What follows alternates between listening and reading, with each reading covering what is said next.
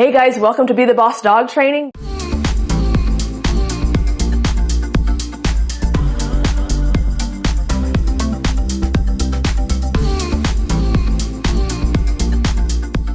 Do you have a dog that is pulling on the leash, that isn't looking at you, and that is making walking stressful? That's what we're going to talk about today. So pay attention and stop scrolling. So let me guess, you're watching this video because the title caught your attention and you're struggling with your dog on a walk. Well, the good news is that it only takes one walk to stop your dog from pulling on the leash and to get them to pay attention to you. Today's topic is going to be about harnesses. Are they helpful for stopping pulling on the walk? Are they just a band-aid? Are they not really addressing the real behavior? And identifying some of the common mistakes that average dog owners make when they put a harness on their dog. Okay, so let's get into it.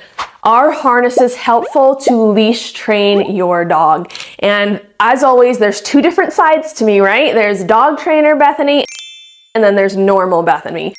Dog trainer Bethanys Opinion is please do not use a harness if your dog is pulling. Harnesses go around the strongest part of your dog's body.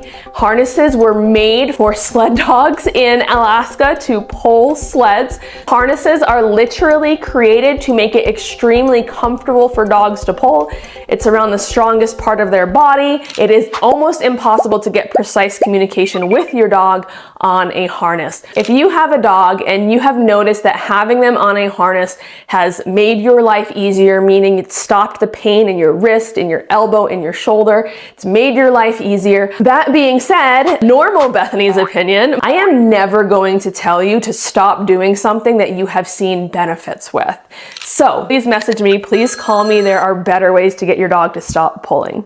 Harness is beneficial to stop leash pulling, and the answer is no, they're not beneficial to stop leash pulling. Now, if you do have a harness on your dog and you have seen that it is working, keep using it. You are lucky you have a dog that responds to that tool, so by all means, keep using it. Keep using the tool if it's working for you, but in general, when people come to me and they have dogs that are pulling, that aren't listening to them, and that are reactive, I have never once in my entire decade as a dog trainer ever put a harness on them. So that should speak volumes as to what does a dog trainer do to stop pulling. Talking about harnesses and stopping pulling, I never use it to address behavioral issues.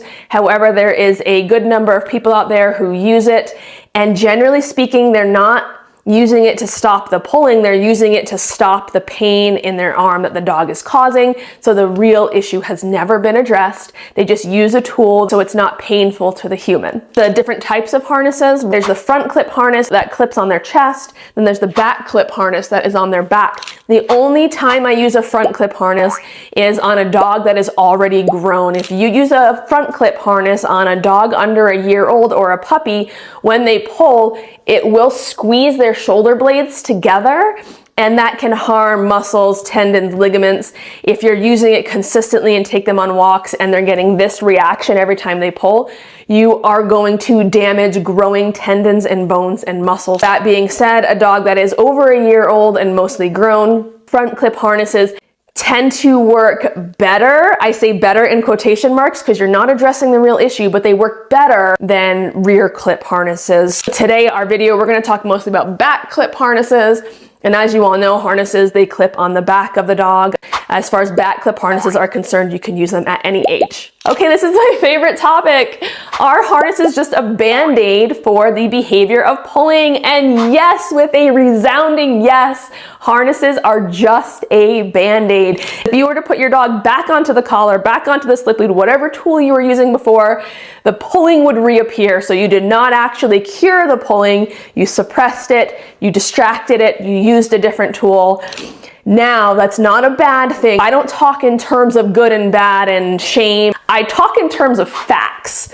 So nothing here is good and bad. It's just the harnesses are absolutely a band-aid. They do not solve the pulling. They do not solve the underlying mental issue of why the dog is pulling. They may occasionally get the dog to pull less, but I don't care about the dog's behavior. I care about what's going on in their brain, and harnesses do not address that. So I'm talking to you, and I'm talking to a bunch of people, and I can hear some people who are saying, well, I put a harness on my dog and it works just fine. My answer to that is fantastic. If it works and your dog rolls with it and it's good, keep doing it. I have nothing against that. I am speaking specifically to people who are using a harness and it hasn't solved the problem. They just feel bad because their dog is choking. You have a small little dog, should you still use a harness? Or you have a huge dog, should you still use a harness? Generally, I see a lot more harnesses on small dogs because small dogs have a more fragile trachea. I absolutely understand that we don't want to put pressure on their neck. If you have a small dog that is pulling, that is not listening, you don't know what to do, you don't have the time to address it, then a harness is a great stopgap to keep your dog's trachea safe and unharmed while still being able to take them for a walk. Now, you have a big dog, a Great Dane, a Mastiff. Should you use a harness? Here's my experience. I have seen so many owners get pulled down the road on a harness by their big dog. You are way more likely to get hurt and injured if you put a harness on a big dog. A harness on a small dog, you're not likely to get hurt and injured. My advice to you is to get a slip lead. What is a slip lead, Bethany? If you've ever been to a vet, you'll know what I'm talking about. The vets come out and they have a slip lead. You literally slip it over the dog's neck, and then when they pull, it tightens, and when they stop pulling, it loosens. So I would get a slip lead with a bigger dog, and that way when it pulls, it tightens, and then when they let up on the pressure, they can breathe again. So a slip lead is gonna be your best friend today. You don't have to call a dog trainer, you don't have to sign up for dog training lessons.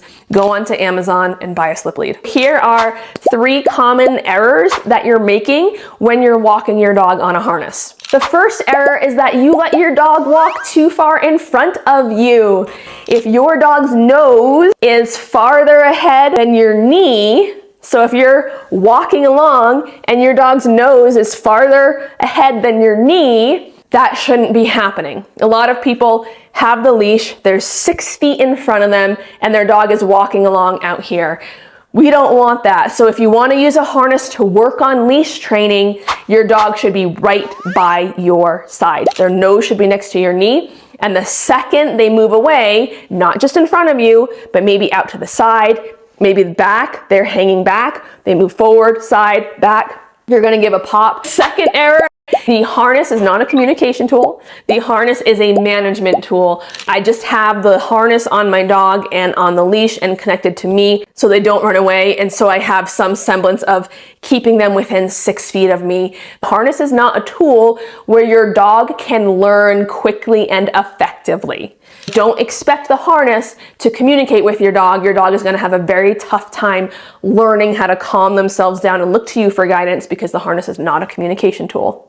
And the last and third error that you're making with that harness is if you believe that harness is secure, you might be mistaken. With my experience, I cannot tell you how many times dogs have pulled, dogs have gotten frightened, they've pulled, they've ran, and that extra gap, they've been able to slide out of harnesses. So just so you know, the harness is not more secure than a collar if it's not fitted snugly.